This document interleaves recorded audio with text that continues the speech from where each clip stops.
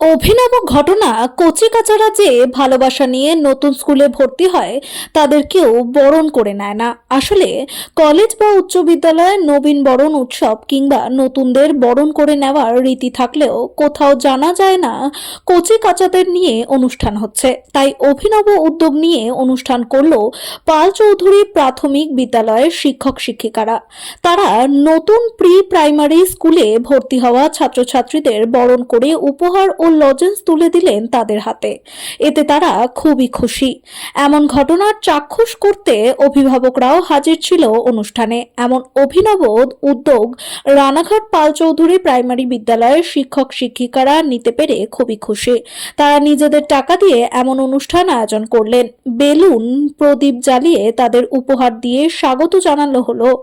বছরে প্রথম সপ্তাহে এই অনুষ্ঠান স্কুলের বিভিন্ন কাজের জন্য করা যায়নি, তাই আজ শনিবার দুপুরে এমন অভিনব অনুষ্ঠান করাতে পেরে খুশি শিক্ষক শিক্ষিকা, প্রধান শিক্ষক এবং নতুন ছাত্রছাত্রীরা এবং অভিভাবকরাও। এটা খুবই আনন্দ লাগছে আমাদের এবং ছোট ছোট কচিকাচাদের খুবই আনন্দ লাগছে। আমরা নিজেরা শিক্ষক শিক্ষিকারা মিলেই এই অনুষ্ঠানটা করার চেষ্টা করেছি। এই যারা এই যে ছোট ছোট কলেজ বলুন, বিদ্যালয়ে বলুন, এরকম নবীনবরণ উৎসব হয়ে থাকে, কিন্তু এই ছোট ছোট বাচ্চাদের নিয়ে একটা অনুষ্ঠান করে এর মধ্যে যে কী আনন্দ এবং বাচ্চারা যে আনন্দ উৎসাহ প্রকাশ করেছে এটা ভাবা যায় না। যাক, কোথায় কি করেছে বা আগামী কে করবে সেটা নিয়ে আমরা নিজেরা উদ্যোগে, আমার শিক্ষক শিক্ষিকাদের উদ্যোগে আগামী বছরও আমরা চেষ্টা করব এইভাবে কচিকাঁচা বাচ্চাদের একটা নবীনবরণ উৎসব করা যায়। আপনার নাম? বিশ্বনাথ সাহা, রানাঘাট পাল চৌধুরী প্রাথমিক বিদ্যালয়ের প্রধান শিক্ষক।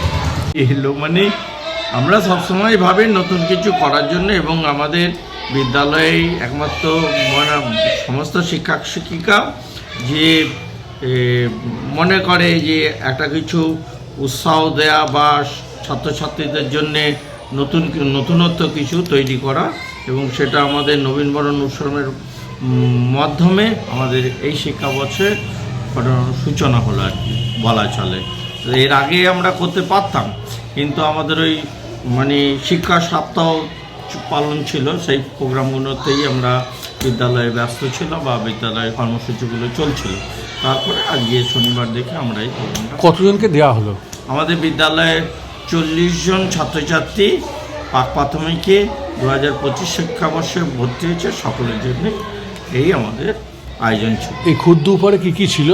ক্ষুদ্র উপহারের মধ্যে ছিল আমাদের একটা করে সকলের জন্য রং পেন্সিল, একটা করে পেন্সিল ছিল, ইরেজার ছিল, তারপরে প্রত্যেকের জন্য গোলাপ ফুল ছিল, আর একটা করে চকলেট ছিল, একটা ক্যাডবেরি চকলেট ছিল।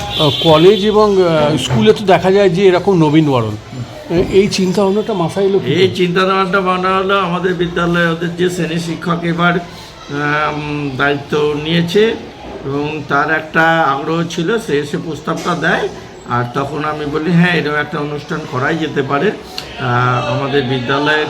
আর সবথেকে যারা নবীন এবং সবথেকে বয়সে নবীন এই ধরনের নতুন ছাত্রছাত্রীদের অন্যান্য ক্লাসের ছাত্রছাত্রীদের সাথে পরিচয় করা এবং বরণ করে নেওয়া, এটা কী বলবো, সেতু বন্ধন করা হলো। ছাত্রছাত্রী, শিক্ষক শিক্ষিকা এবং অভিভাবকরাও উপস্থিত ছিলেন, সকলের মধ্যে একটা মেলবন্ধন সৃষ্টি হবে।